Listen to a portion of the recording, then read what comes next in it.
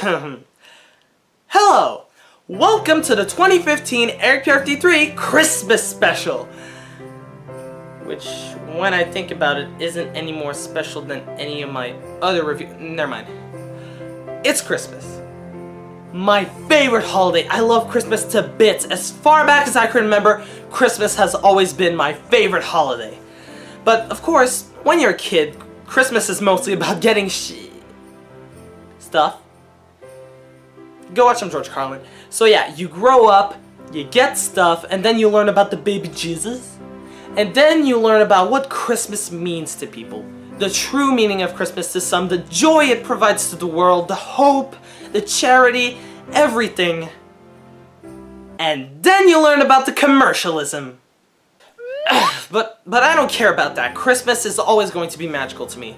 And I decided to celebrate this Christmas with a review. Of what, you may ask? Not just an engine, but a pack of engines. Yeah, a pack that I actually got for Christmas, given by my uncle. So yeah, it's pretty dark outside, so I think I'll just go in my trusty little TARDIS and skip a few hours.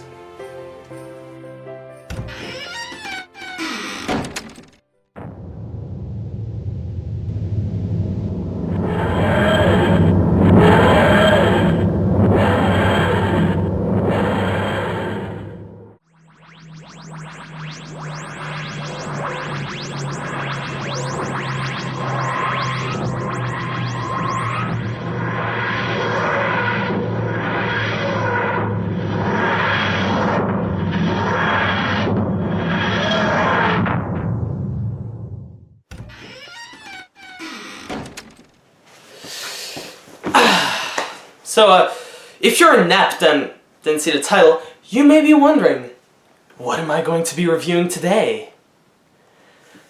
The Adventures of Thomas Pack. Let's begin! The Adventures of Thomas Pack was first introduced in 2006. It was introduced alongside Adventures of Percy and Adventures of James, all having the same premise, of being packs featuring unique versions of your favorite characters being based on previous episodes of the TV show.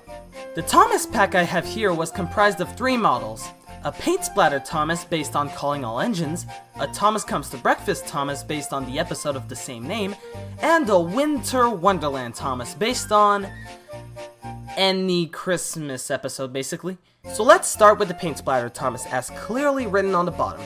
It is based on the amazing scene, it's sarcasm, in Calling All Engines, where Diesel crashes into Thomas's flatbed filled with paint cans, and the paint flies all over him. Stripey. This model certainly does catch your attention. It is brightly colored, and I do like how they actually painted the yellow drop of paint going down his nose. The face is also very nice, capturing, in my opinion, perfectly Thomas's sad face from the era in the TV show. One thing that they could have maybe done too would have been to add a bit of paint going down the back and maybe a bit on the footplate. They could have also put some on the wheels, but I know that would have taken a lot of effort, so I won't discredit points on that. This might be weird to mention, but this does concern playability. If I push Thomas down the track, we find that the wheels aren't well placed, as the train does bump a slight bit as you run it down the track. But this is just nitpicking. Overall, I'd say that this model easily passes. Now onto the Thomas Comes to Breakfast model based on the Season 2 episode Thomas Comes to Breakfast. For those who have been living under a rock and never saw the episode, basically the model is based on when Thomas tried to show off to Toby and Percy that he could move without a driver, but ultimately ended up crashing into the station master's house. The house rocked. Broken glass tinkled. Plaster was everywhere. Episode infamously known for the station master's wife complaining more about the ruined breakfast more than half her house being destroyed. Just look what you've done to our breakfast. But, come on, wouldn't we all react that way?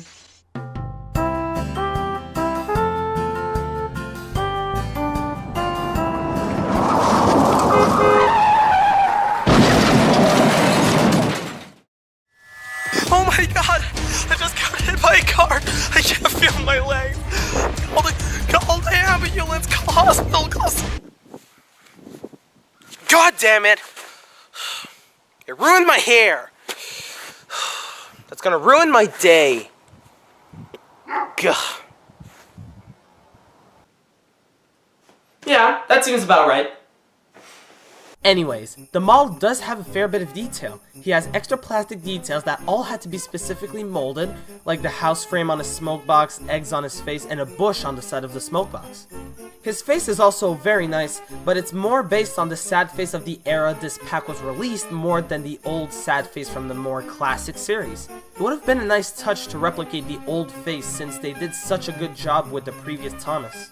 He also has a few scratches and broken glass painted on the side and top, which is also a nice touch. This model would have maybe been the most original and best model in the pack, if it wasn't for the fact that you could already get it before this pack. Yeah, it was in the Thomas Comes to Breakfast limited edition pack released in 2003. And yes, correct me if I'm wrong, but it is the same model. Although this doesn't take away from the model, as I still think it's brilliant. Now, onto the final model, and probably the most festive of all of them, the Winter Wonderland Thomas. And like I said previously, he isn't based on a specific episode. Well, who knows, let's say whichever episode he had the gray snowplow instead of the light blue from the classic series. This is basically just a standard wooden Thomas on which they scrapped the front magnet to leave way for a plastic snowplow that could have easily been made of wood. The model is covered with some painted snow, which does actually make it look quite nice. They could have simply just put on a snowplow and called it quits, but they actually made it look a bit more unique. The only sad thing is that they didn't bother to put the snow on the side of the model. It's sad because it would have easily lifted the model even more than it was already. This model is great, but sadly, like the Thomas Comes to Breakfast model, it was available previously. 4 years previously, in the Thomas Winter Wonderland train set. This continued in 2004. So yeah, in these 3 models, the only new and original one is the one based on the movie that no one likes!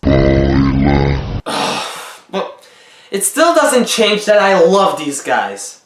They are really good looking. A lot of passion and effort were put into the design, and it's just a great pack that is still available today. Oh. Yeah, might as well talk about him, I guess. In 2013, just as Mattel got on board, they decided to redesign these models to fit the more current range of Thomas Wind Railway they were making. So the pack was now comprised of a bad version of the paint splatter Thomas with inconsistent paint and a lazy non-painted face, a winter Thomas with barely any snow and a tired face, and a Fish Thomas? Fish Thomas? Yeah, you know, that one episode where Thomas got a bit of fish on him. That was the best one. But yeah, if Mattel at least tried to give us new adventures of Thomas, I could take this new pack more seriously. But they're just bad replacements and rehashes of these awesome models. And they just further show Mattel's laziness we've all gotten used to in the past years. But yeah, I'm giving these models a 9 out of 10. They're one of my favorite themed models. And they may be one of my favorite packs, / maybe even one of my favorite models I ever owned. And I just love these guys to bits. They'll always be in my heart. Which reminds me, I still remember how I got these guys. It was a few days before Christmas. My uncle came home, which wasn't uncommon. His house isn't too far away, it's just up the hill. But this time it was different. This time he had a grocery bag, but there were some boxes with wrapping paper in the bag. And he said they were for me. I was going to put them under the tree, but he insisted that I open them now. So I did. In one of them, the Soto suspension bridge. To this day, still in my favorite destinations. Like, I still love this guy. I played so much with that. But in the other box, there were these guys. I remember that day so clearly. I was so happy. Because I wanted these guys so much, and I wanted that bridge so much. It's weird, like, I don't remember traveling around the world that much. I forget a lot of the cities. I forget a lot of birthdays. I forget a lot of holidays. But for some reason, I do remember when my uncle gave me these Thomas Wind Railway items. And I was so happy. Great memories.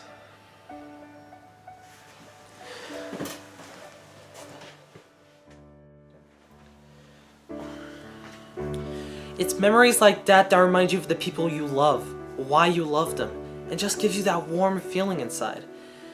Those memories don't necessarily need to be only for Christmas.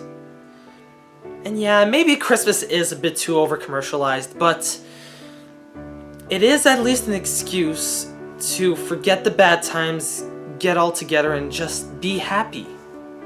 Christmas isn't necessarily also my favorite holiday because of the presents. Like I made Thomas say last year, it's friendship. Being with your family and friends, giving to others, and not being greedy. Christmas is also the most appropriate time where I could say that my life wouldn't be the same without you guys. You may only be a few hundred, but you're the most amazing bunch of people I've ever met. And you guys know who I'm talking about. The guys I talk to on Skype, you guys, you are the most amazing people I've ever met. Like, I don't really have that many friends in real life, but I have so many that I talk to on Skype that share the same passion as me. It's just amazing that I got to meet you guys thanks to YouTube. And I'm also talking to guys who I don't necessarily talk to on Skype. You guys who subscribed, who watch my videos, who maybe don't watch that many of my videos, but you're still there. You're still here watching me, talking to you, and you subscribe because you liked what I do, and that just gives me that such warm feeling inside of accomplishment. Like, just knowing that you guys watch me and have enjoyment of watching my little toy reviews, it's just something that's so amazing and I never would have dreamed of as a kid. Yeah, I'm sure I'm not going to stay in the Tom's community forever, but still, I'm still here for many years, guys. Don't worry about it. It's just, I needed to say thanks to you guys since I really don't say thanks enough. Merry Christmas, everybody. My advice, turn off your computer and go sit by the fireplace with a loved one. It's Christmas. It only comes once a year.